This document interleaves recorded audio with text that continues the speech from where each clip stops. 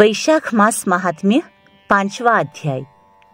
नारद जी कहने लगे, हे राजन, वैशाख मास सब धर्मों, सब प्रकार के तपों, सब महीनों और सब दानों से अधिक क्यों है, यह सब मैं तुम्हारे सामने कहता हूँ, तुम ध्यान पूर्वक सुनो। जब सब युगों का अंत होता है, तब सब देवताओं के राजा शेषशायी विष्णु भगवान संपूर्ण लोक और जीवों को अपने उदर में समेटकर प्रलय के समुद्र में शयन करते हैं और योग माया के प्रताप से अनेक होकर भी एकता को प्राप्त होते हैं।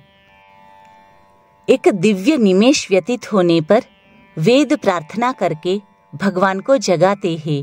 तब भगवान अपने उदर में स्थित जीवों की रक्षा करते हुए उन जीवों को अपने अपने कर्मों का फल देने के लिए सृष्टि के रचने का मन में विचार करते हैं। तब विष्णु भगवान की नाभि से त्रिलोकी का आधार स्वरूप सुवर्णमय कमल उत्पन्न होता है। उसी कमल में से विराट पुरुष रूपी ब्रह्मा उत्पन्न हुए। फिर भगवान ने उस विराट पुरुष में 14 भुवन उत्पन्न किए, जिनके भिन्न भिन्न कर्म और आश्रय है। ऐसे अनेकों समूह रचे। फिर सत, रज, तम 3 गुण, प्रकृति, मर्यादा और भुवनों के स्वामी रचे।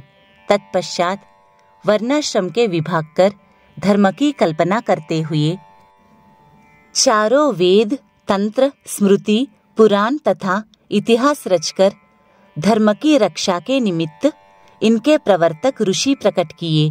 इन ऋषियों ने अलग अलग वर्णों के अलग अलग धर्म प्रवृत्त किए, जिन पर सब प्रजा श्रद्धा करने लगी।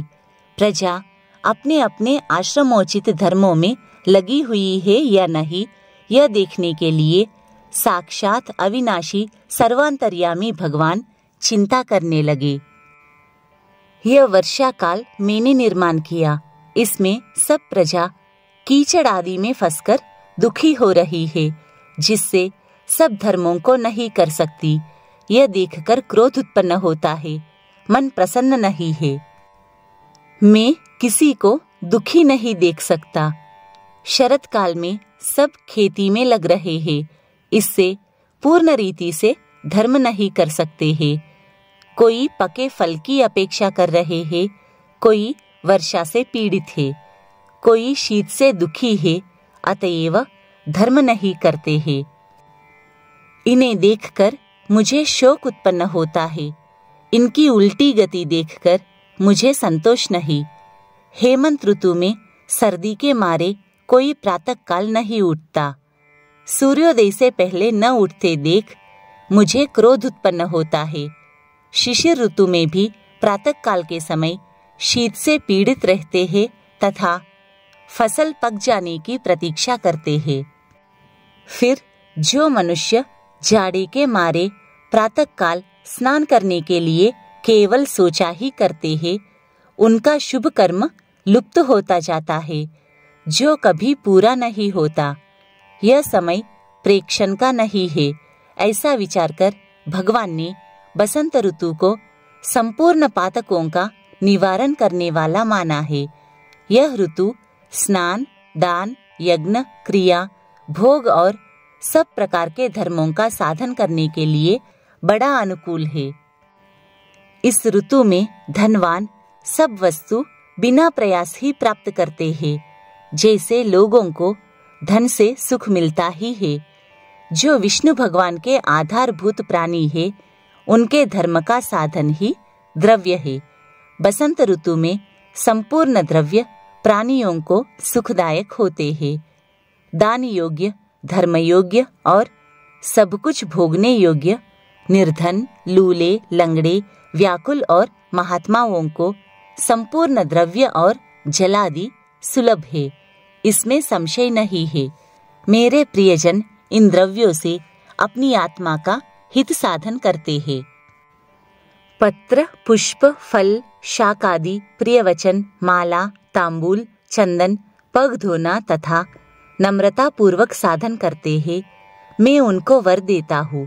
ऐसा कहते हुए विष्णु भगवान लक्ष्मी सहित चारों ओर वनों को देखते चले, जिनमें अनेक प्रकार के फूल खिल रहे हैं, जिनमें रुष्ट-पुष्ट प्राणी रहते हैं और मतवाले भ्रमर और पक्षी विचर रहे हैं। ग्रामवासियों के बहुमूल्य आश्रमों के आंगन, उद्यान स्थल लक्ष्मी को दिखाने लगे। उनकी देवता, मुनीश्वर, सिद्ध, चरण, गंधर्व, किन्नर, नाग, राक्षस सब स्तुति करते हैं।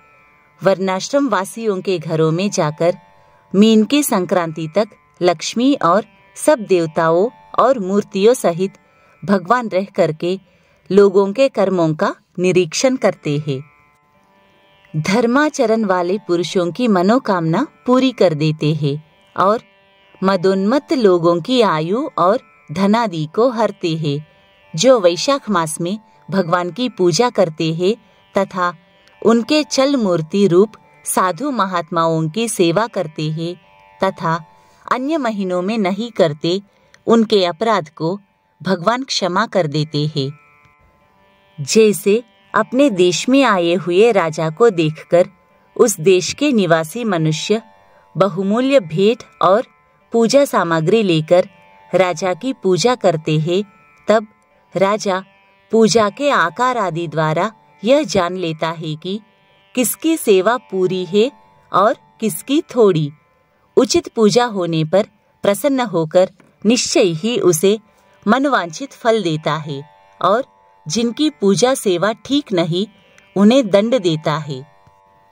ऐसे ही भगवान विष्णु वैशाख मास में जो अच्छी रीति से पूजा करते हैं, उन्हें मनोवांछित फल देते हैं और जो नहीं करते हैं, उनके धनादि को हर लेते हैं।